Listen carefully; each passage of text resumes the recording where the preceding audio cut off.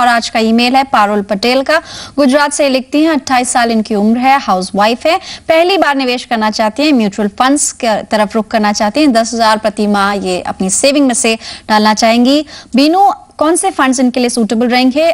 नजरिया लंबा है, यानी फर्स्ट टाइम इन्वेस्टमेंट्स है, तो जाहिर है ये केवाईसी प्रोसीजर भी इनको आपको बताना होगा। साथ ही 10 साल के लिए कौन से ऐसे फंड्स हो सकते हैं जिसमें ये निवेश करें? बीनू, ये इनका टाइम रेंज जो है वो काफ़ी अच्छा है, 10 साल का है और 10,000 रुपये इनको निवेश करने हैं महीने के।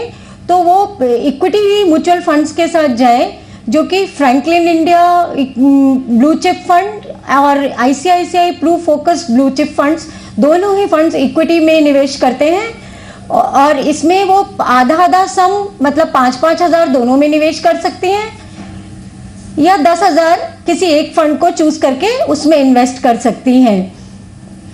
इसमें यह जरूरी है कि वो समय समय पर अपना निवेश मॉनिटर करती रहे, इससे उनको पता चलता रहेगा कि उनका फंड कैसा परफॉर्म कर रहा है।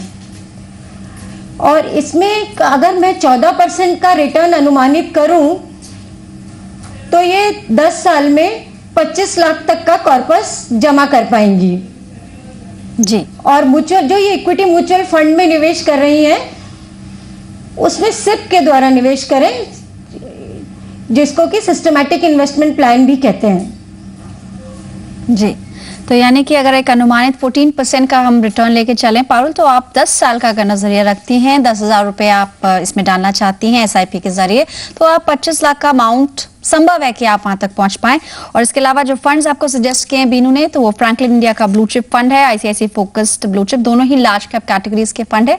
5-5 हज़ार रुपए आप दोनों में डाल सकते हैं, 10 साल के लिए इसको मॉनिटर करें। अगर रिटर्न्स भी देखेंगे आपको कुछ फ्रैंकलिन में अच्छा 22% का रिटर्न मिला है अब तक लॉन्च से, और काफी बेहतरीन फंड्स हैं दोनों ही। आप इन दोनों फंड्स में निवेश कर सकती हैं और जैसे एक्सपर्ट की भी राय है, बीच बीच में अपने फंड्स को आप मॉनिटर करें। साथ ही समय आने के साथ साथ आप चाहें तो इसमें कुछ और फंड्स भी शामिल कर सकते हैं, लेकिन क्योंकि फर्स्ट टाइम इन्वेस्टर हैं तो लार्ज कैप से शुरू करें, आपके लिए अच्छा रहेगा। केवाईसी एक प्रोसीजर होता है जो पहली बार निवेश करते समय करना होगा, यानी उसमें आपको अपना एड्रेस प्रूफ, एक पैन कार्ड की कॉपी, फोटोग्राफ लगानी होगी। एक बहुत ही सिंपल फॉर्मेलिटी है, केवाईसी के लिए कोई फीस नहीं है। आप इस तरह से आगे बढ़ सकती हैं। केवाईसी करके आप अपने म्यूचुअल फंड, जो भी फंड आप चूज करती हैं, जैसे अगर आप इन 2 फंड्स में से चूज करती हैं तो आपको इसका फॉर्म सबमिट करना होगा अपने नियरेस्ट कैंप सेंटर पे, या आप डायरेक्टली भी AMC के टोल फ्री नंबर पर कॉन्टैक्ट कर सकती हैं। चलिए फिलहाल आज के शो में इतने ही सवाल शामिल कर पाएंगे। बीनू, आपका बहुत बहुत धन्यवाद हमारे लिए वक्त निकालने के लिए। धन्यवाद पल्लवी।